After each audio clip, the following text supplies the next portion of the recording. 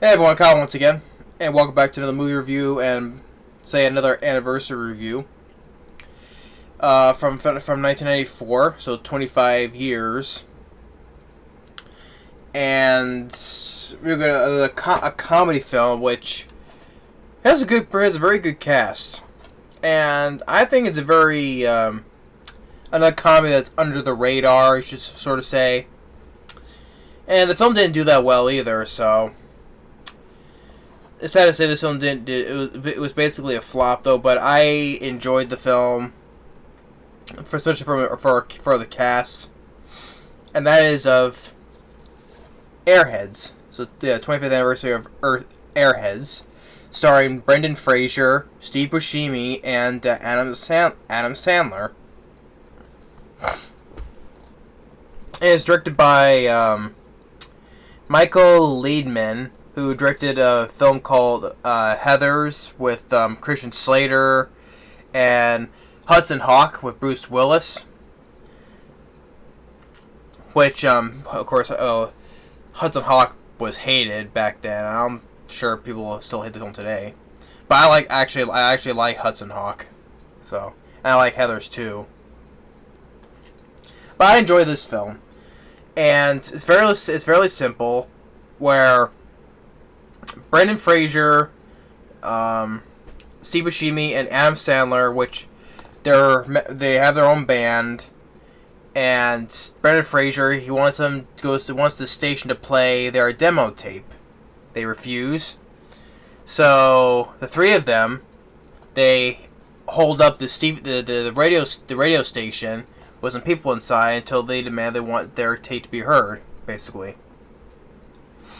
And Steve Buscemi and Adam Sandler, they're brothers, and with Brendan Fraser, his girlfriend dumps him. And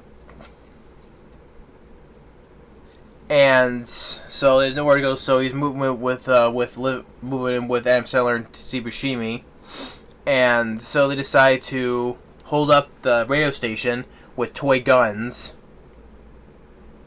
So. And inside the studio, you have Joe Mantegna from Baby's Dad, which I mostly know him from, but he's from been a lot of other films, from like Suspect, even from the show Criminal Minds. He had a little cameo in The Three Amigos and Eye for an Eye with Sally Field, Kiefer Sutherland. Joe Mantegna has been a lot of stuff, but growing up, I remember him mostly from Baby's Day Out as Eddie. He was hilarious in that film. And he did a good job in this film, too. So Joe Mantegna, he's like the DJ, plays like this guy, like Ian the Shark. Michael McKean as the boss of the station. He does a good job as like this jerk of a boss. Judd Nelson has appearances in like a record executive or something like that. Chris Farley, which I just reviewed, Beverly Hills Ninja, starring Chris Farley. I enjoy that film, and he has a little role in here as a cop. And then what else? Harold Ramis has a little cameo appearance as well, and you got some other familiar faces too. So. But yeah, so overall the cast is pretty good, and how the film opens up.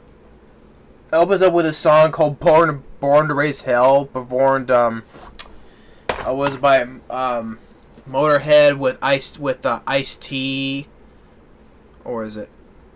Hold on. Yeah, Motorhead with Ice-T and Whitefield Crane. Yeah, which that was in a way to open up the movie. Born to Raise Hell. Born to Raise Hell. So, and so after they're holding out the place, like their tape is like one of those real tapes, you wound up for, but the thing breaks down, they get destroyed, but there's another copy. But Brendan Fraser's girlfriend has it. and you see like she like tosses it out, and it gets like stomped on and run over. Even the dog pisses on it, and there was also more familiar faces as well in the station as well. David Arquette, he basically talks. He's basically like a stoner, basically, because the way he talks, like, oh wow, this is good, bro, and I'm like, the way he talks, it sounds like he's stoned. Michael Richards, he's a guy who like he sees it being holed up, and he calls the police, and he's hiding like in the ventilation system and hiding out from them.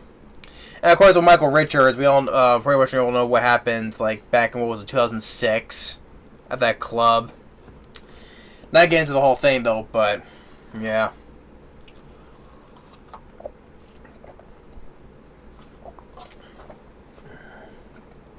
And Ernie Hudson as well. Ernie Hudson also plays a cop as well.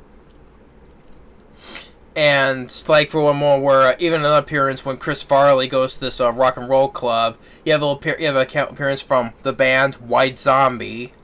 You know, Rob Zombie,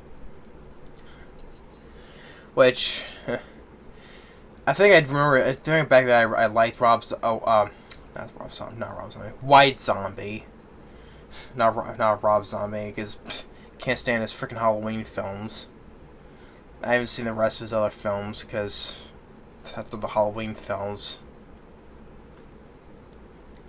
But I remember back then I liked White Zombie. But they have appearance in that.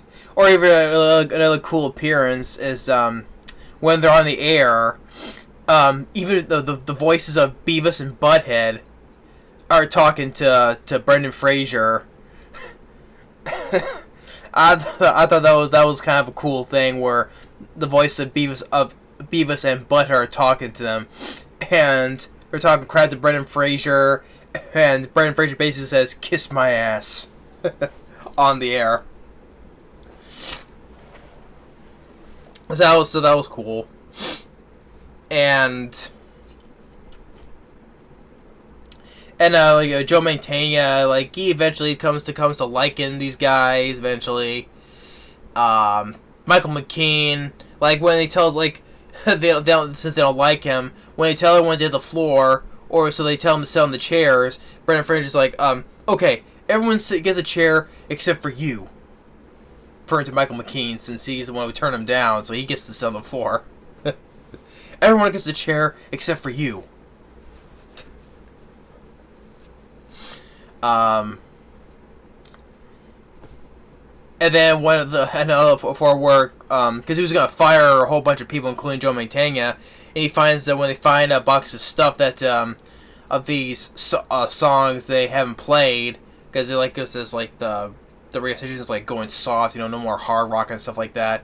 Joe Mantegna gets pissed at Michael McKean, gets him on the floor, gets him a head and almost like a chokehold.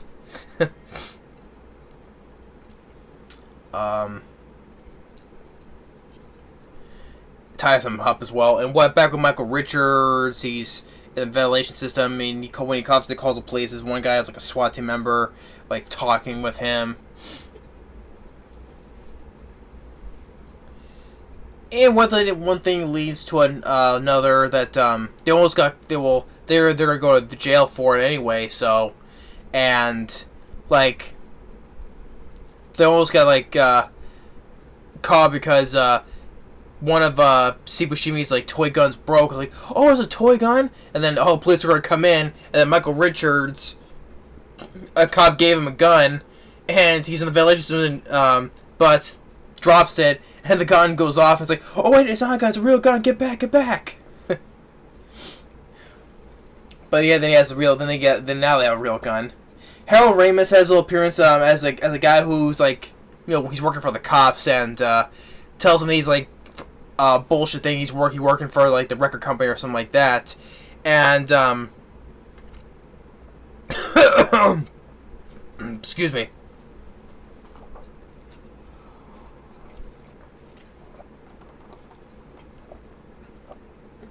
Sorry, I almost choked there.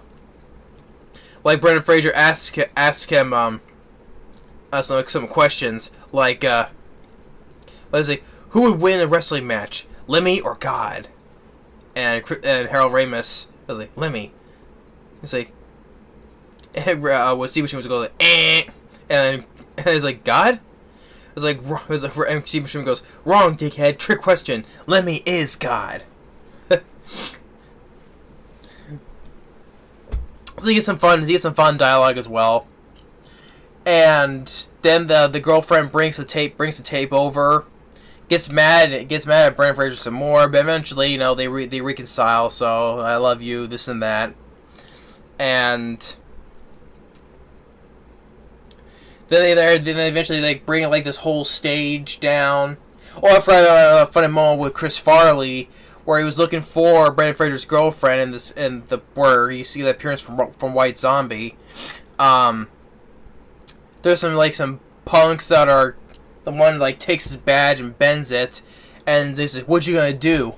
And Chris Farley goes in and rips the guy's like nipple ring off, and he goes, "Improvise." So, yeah, Chris Farley had a funny moment there as well. Like I said, I miss the guy. A lot of potential.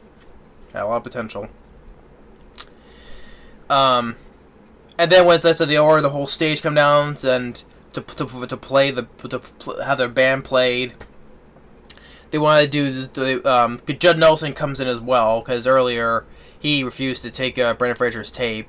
He comes in later, and they want to sign a record contract, and Brendan Fraser eventually is like, no, I don't want. I forget what was the reason. He goes and literally wipes his ass with the contract with. It's like, here you go. And then when they go on the stage, they want to do lip singing. They don't want to do that either. So they just go when their music is playing. They're just going wild and crazy. Everyone's loving it, and even Joe Mantegna, he's loving it as well. So they're loving it, and then eventually they're playing it. Well, they are hits now, but they're playing in prison. So, and Joe Mantegna is still in touch with them. It's like, they'll be touring in 6 months, 3 months if they get out for good behavior. And then again, it's like credits showing that they did get out in 3 months, and they went triple platinum. So,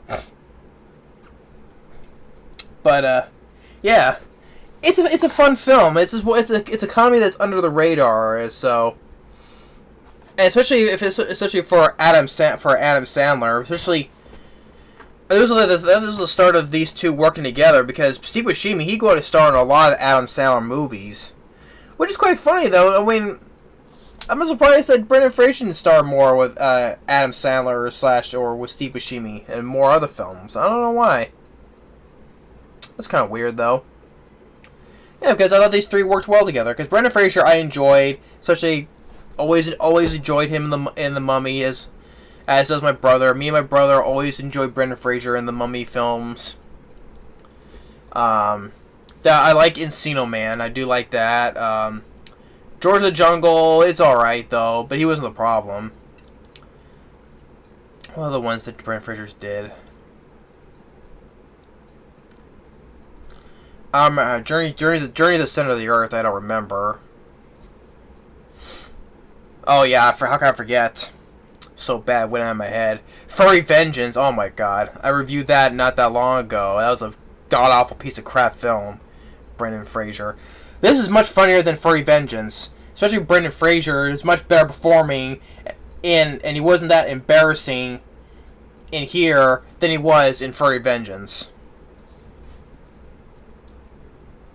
Yeah, how can I forget that? It was so bad it went clear out of my head. But yeah, Brendan Fraser, I thought he did much better than he did in Furry Vengeance for comedy-wise. He did a good job here. So did Steve Buscemi and Adam Sandler. As for the supporting cast, Chris Farley, Michael McKean, Judd Nelson, Michael Richards, Joe Mantegna I enjoyed. Especially Joe Mantegna. I like him as an actor, so yeah, he did a really good job. Was a cameo appearance from Harold Ramis from White Zombie. Even the voices of Beavis and Butthead was kind of cool as well. And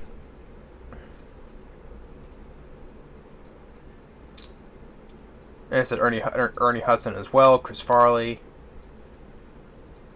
So, yeah, and David Arquette. I forgot David Arquette too. So yeah, Airheads is it's a fun comedy film. I think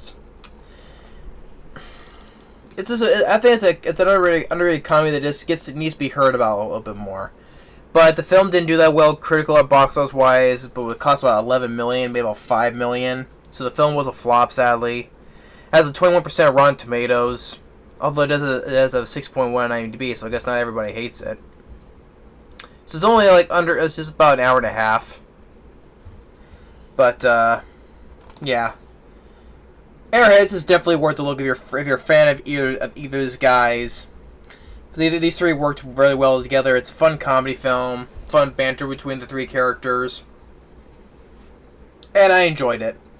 This is one that doesn't get, like I said, it's under the radar. Doesn't get talked about much. I think it deserves so, to me. Yeah. So yeah, 25 years later, it's still a fun comedy film. I had fun with the film.